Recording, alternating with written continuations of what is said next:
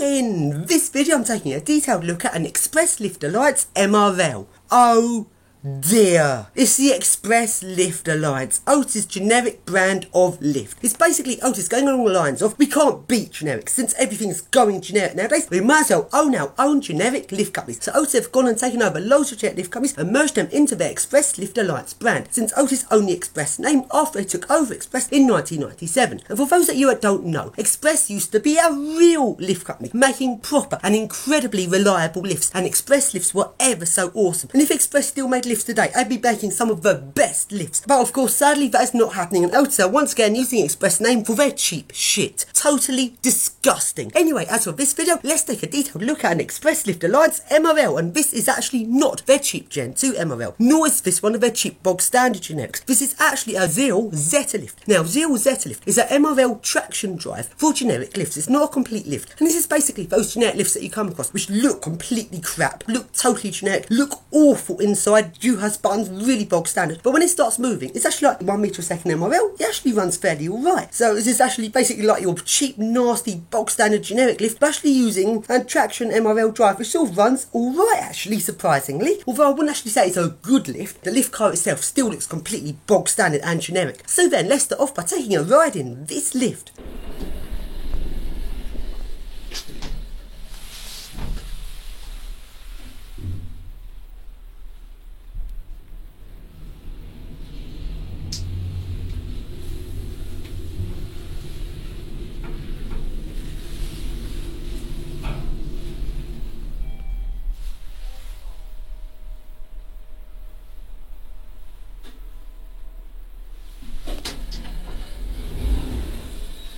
Now, let's open it up and take a look on top, and this is what it looks like. And one interesting thing is it does sort of have some sort of chassis to it, although at no point would I call this a proper chassis, because a proper chassis is like big metal beams supporting a lift car, when a lot of lifts today are just supported by the walls of the lift car itself, which is just flimsy and pathetic. This does actually have some metalwork around the outside supporting the structure of the lift, but at no point would I call this a proper lift chassis. This lift is still pretty unreliable, doesn't last long, but as I said, the actual traction drive to these lifts actually works fairly okay, although the lift itself is completely crap. So then, let's now make this lift move.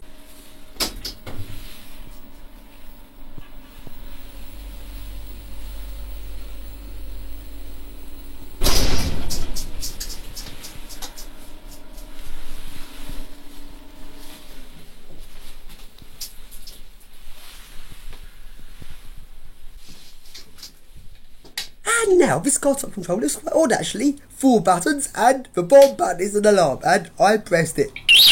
Oops! Oh dear, I hope I don't get caught now.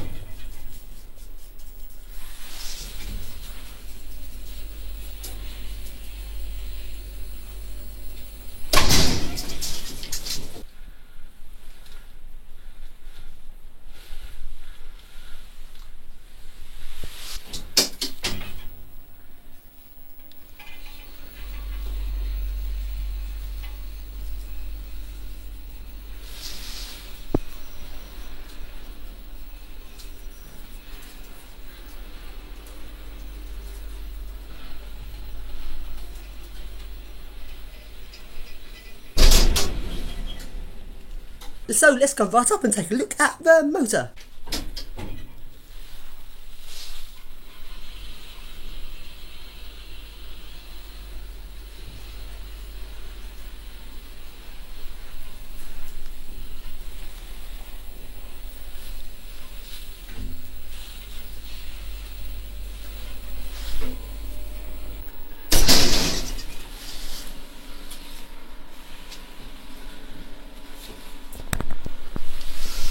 And here is the motor, the Zeal Zeta lift motor.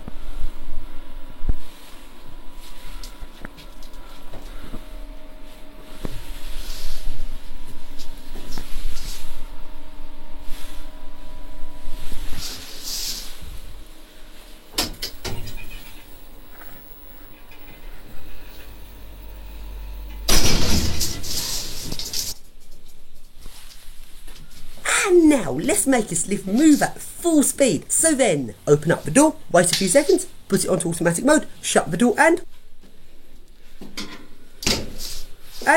doesn't move. So then, let's try this again. So then there's three possibilities of what a lift can do when it's put back into automatic mode. A lot of lifts go down to the lowest floor, some lifts go to the nearest floor, and some lifts just waiting for a call. Don't go anywhere until I get a call. In fact, what this lift does is actually to go all the way down to the bottom floor and put back into automatic mode, but it doesn't do this until it gets a call.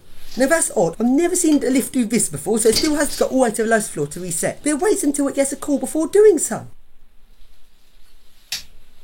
So then, let's do this. Go outside the lift, press the button, go back on top, and full speed!